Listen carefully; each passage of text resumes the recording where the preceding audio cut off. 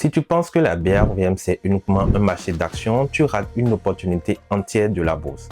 Un marché qui peut rapporter jusqu'à 7% par an avec une volatilité beaucoup plus faible que les actions.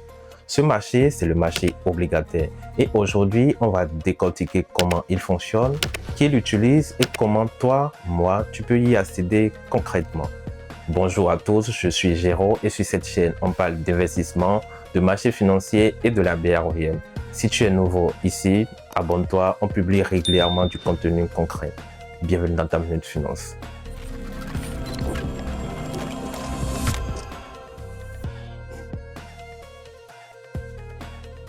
Avant de parler du marché de la BRVM spécifiquement, posons une base. Une obligation, c'est quoi? C'est un titre de dette, concrètement un État ou une entreprise a besoin d'argent. Au lieu d'aller à la banque uniquement, il emprunte sur les marchés financiers. Il émet des obligations et toi, en achetant une obligation, tu lui prêtes de l'argent. En échange de ce prêt, deux choses se passent. Premièrement, tu reçois des intérêts réguliers pendant toute la durée de l'emprunt. Ces intérêts s'appellent le coupon. Deuxièmement, à la date d'échéance, c'est-à-dire à la fin du contrat, tu récupères ton capital initial. Exemple très concret, un État émet une obligation à 5 ans avec un taux de 6,5%. Tu investis 100 000 francs CFA. Chaque année, tu reçois alors 6 500 francs et au bout de 5 ans, tu récupères tes 100 000 francs CFA. C'est prévisible et c'est très mécanique. La différence fondamentale avec une action, quand tu achètes une action, tu deviens propriétaire d'une part de l'entreprise. Quand tu achètes une obligation, par contre, tu es simplement créancier. Tu as prêté de l'argent, tu ne participes pas à la croissance de l'entreprise, mais tu es prioritaire sur les actionnaires en cas de problème. Maintenant, parlons de la BRVM spécifiquement. La Bourse régionale des valeurs mobilières héberge deux types d'obligations. Les obligations souveraines émises par les États membres de l'UEMOA et les obligations d'entreprise qu'on appelle les obligations corporate. Les États de l'UEMOA, vous les connaissez, Côte d'Ivoire, Sénégal, Burkina Faso, Mali, Niger, Togo, Bénin, Guinée-Bissau, émettent régulièrement des obligations pour financer leur budget. Ces émissions sont gérées via UEMOA Titres, l'agence régionale de gestion de la dette. Les appels d'offres se font sur le marché primaire. Les investisseurs institutionnels, c'est-à-dire les banques, les compagnies d'assurance, les fonds, souscrivent directement à l'émission. Une fois les titres alloués, ils peuvent ensuite être négociés sur le marché secondaire de la BRVM. C'est sur ce marché secondaire que toi, en tant qu'investisseur particulier, tu peux intervenir en passant par une SGI, une société de gestion et d'intermédiaire agréée par la BRVM. Les taux varient selon la maturité et l'état émetteur.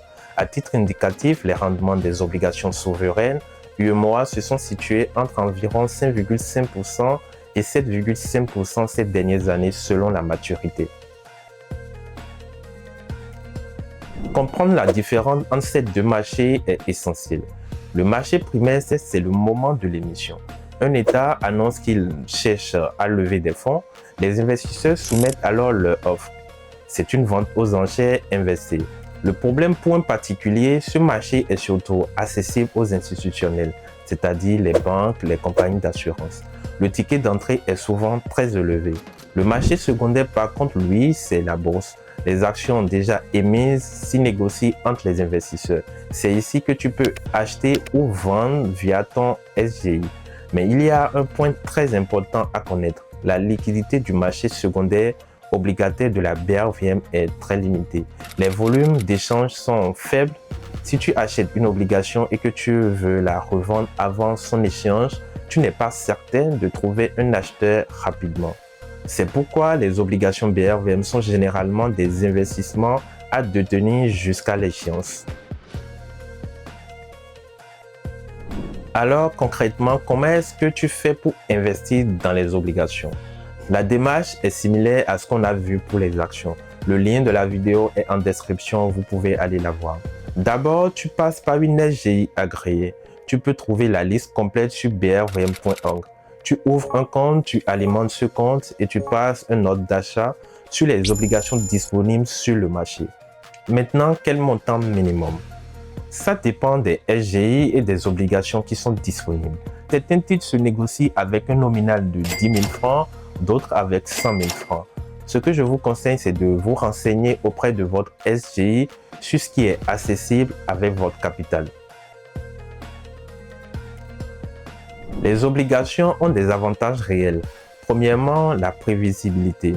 Tu connais à l'échéance le coupon que tu vas recevoir et la date à laquelle tu récupères ton capital. Pas de surprise donc. Deuxièmement, la volatilité est bien plus faible que celle des actions. Le coût d'une obligation fluctue, mais dans des proportions beaucoup plus modestes. Troisièmement, en cas de faillite d'un émetteur, les obligataires sont remboursés avant les actionnaires. Toutefois, il y a également des limites. La liquidité sur le marché secondaire, on en a parlé, est faible. Le rendement est plafonné contrairement à une action. Une obligation ne va pas tripler en valeur si l'entreprise réussit.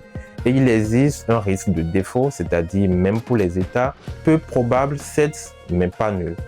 Enfin, l'inflation est l'ennemi des obligations à taux fixe.